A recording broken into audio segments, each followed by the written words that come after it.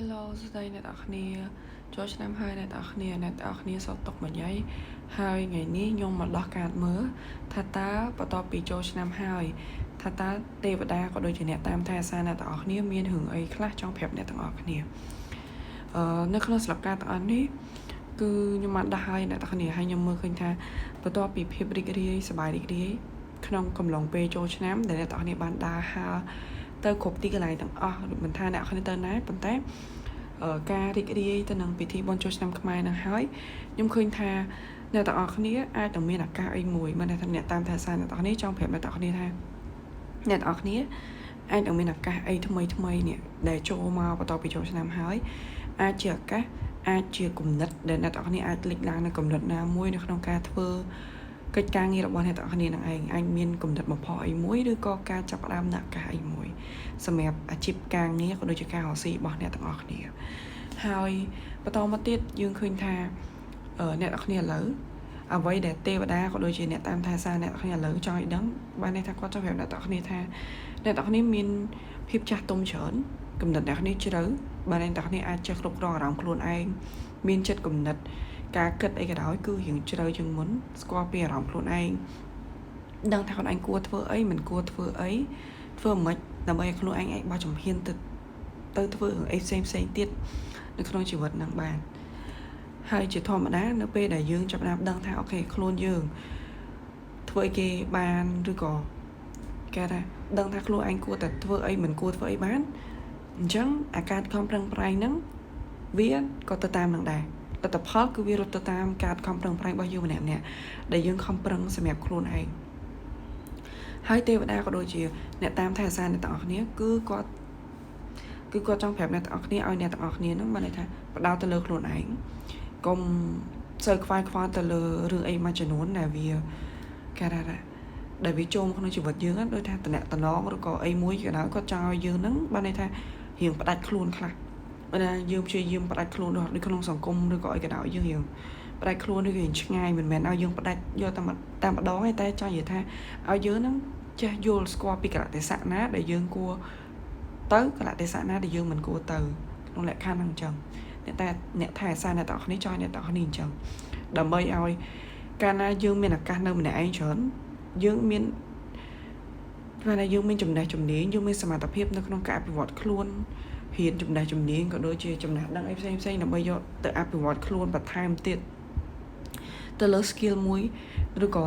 អីផ្សេងទៀតដែលអ្នកទាំងនេះអាចធ្វើបានអញ្ចឹងមិនន័យថាពេលវេលាឥឡូវហ្នឹងអ្នកតាមថែសារអ្នកនេះចង់ឲ្យអ្នកទាំងនេះផ្ដោតទៅលើខ្លួនឯងគិតទៅលើចំណេះជំនាញសមត្ថភាពឬក៏ឱកាសអីផ្សេងដែលយើងគិតថាយើងអាចចាប់បានពីព្រោះធម្មតាអ្នកគ្នាត្រូវដឹងថានៅក្នុងសង្គមគាត់អាចមើលឃើញដឹងជាងយើងអញ្ចឹងនេះគឺជាសារដែលគាត់ចង់ប្រាប់យើងនៅក្នុងសង្គមតែមានការប្រកួតប្រជែងមានការប៉ះទង្គិចមិនថាមិត្តភាពទំនាក់ទំនងអាជីពការងារឬការរកស៊ីតែមានការប៉ះទង្គិចប៉ុន្តែនៅពេលដែលយើងចាប់ផ្ដើមគ្រប់គ្រងខ្លួនឯងកើតបានថាយើងគ្រប់គ្រងទៅលើផ្លូវអារម្មណ៍គ្រប់គ្រងទៅលើការគិតហើយយើងព្យាយាមសិក្សាស្វែងយល់ពីខ្លួនឯងទៅលើចំណេះជំនាញដែលយើងមានអញ្ចឹងអាបញ្ហាក៏ដូចជាការប្រកួតប្រជែងឬក៏ភាពប៉ះទង្គិចមួយចំនួនដែលវាកើតឡើងមកលើជីវិតរបស់យើងនឹងយើងអាចក្តាប់វាជាប់បានន័យថាយើងមានសមត្ថភាពនៅក្នុងការគ្រប់គ្រងជីវិតខ្លួនឯងបាននឹងថងបាននឹងណយើងអត់មានបញ្ហាអីមួយចំនួនដែលធ្វើយើងប៉ះទង្គិចទៅយើង lost control ខ្លួនឯងយើងបាត់បង់ខ្លួនឯងហ្មងគាត់ចង់ឲ្យយើងនឹងផ្ដោតទៅលើខ្លួនឯងបែបហ្នឹងហើយនៅពេលដែលយើងកាលណាយើងមានសមត្ថភាពទាំងអស់ហ្នឹងហើយមិនថារឿងរ៉ាវដែលវាប៉ះទង្គិចក៏វាប៉ះទង្គិចបានទេអញ្ចឹងលទ្ធផលចុងក្រោយគឺយើងមានតែភាពរីករាយដោយសារតែយើងយល់ពីកលៈទេសៈក៏ដូចជាការរស់នៅដោយខ្លួនយើងនេះបានតែយើងរៀនរស់នៅដោយខ្លួនយើងចេះបត់បែនបែបម៉េចយើងរស់នៅបែបម៉េចដើម្បីឲ្យជីវិតយើងស្នុកសុខស្រួលយើងអត់សូវមានទុក្ខកង្វល់ហើយយើងធ្វើកិច្ចការងារប្រចាំថ្ងៃប្រកបដោយភាពរលូនគាត់ចង់ប្រាប់យើងបែបហ្នឹងអ្នកទាំងអស់គ្នានៅពេលដែលមានរឿងរ៉ាវអីតិចតួចមានបំប៉ះយើងមែនតែយើងអាចគ្រប់គ្រងវាបានអញ្ចឹងលទ្ធផលចុងក្រោយគឺធ្វើឲ្យយើងឃើញថាយើងមានភាពរីករាយមិនថានៅក្នុងសហគមន៍កន្លែងរស់នៅរបស់យើងមិត្តភាពការងារឬក៏ គ្រួសារទេគឺយើងមានភាពរីករាយច្រើនដោយសារតែយើងស្គាល់ពីខ្លួនឯងដឹងថាកលៈទេសៈណាដែលគួរធ្វើមិនគួរធ្វើហើយព្យាយាម control ខ្លួនឯងរហូតទាំងការរៀនសូត្រទាំងផ្លូវចិត្តផ្លូវគំនិតមួយផ្លូវអារម្មណ៍អញ្ចឹងលទ្ធផលចុងក្រោយគឺវាមានន័យទេទាំងគ្នាអ្នកណាក៏ដោយគឺមានតែការរស់នៅដោយសេចក្តីសុខជាមួយនឹងសុខដុមរមនានឹងឯងមិនថាតំណែងតំណងស្នេហាគ្រួសារឬក៏មិត្តភាពមិនថាមិត្តភាពបែបមិននៅក្នុងកន្លែងការងារឬក៏អីក៏ដោយនៅពេលដែលយើងចេះស្គាល់ពីកលៈទេសៈដឹងពីអ្វីដែលយើងគួរធ្វើមិនគួរធ្វើគឺវាល្អខ្លាំងព្រោះការរស់នៅយើងវាអត់សូវមានបញ្ហាអីទាំងអស់យើងរស់នៅដោយគេថាបំពេញការងារហត់នឿយក៏ពិតមែនប៉ុន្តែបានន័យថា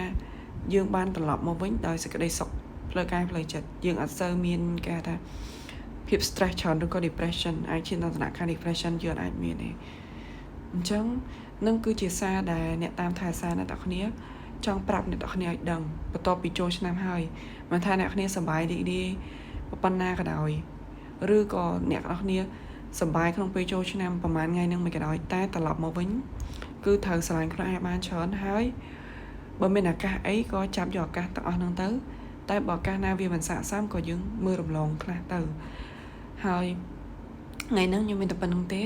អរគុណអ្នកទាំងអស់គ្នាសម្រាប់ការតាមដានវីដេអូនេះជូនពរអ្នកទាំងគ្នាសំណាងល្អជួបតែរឿងល្អៗ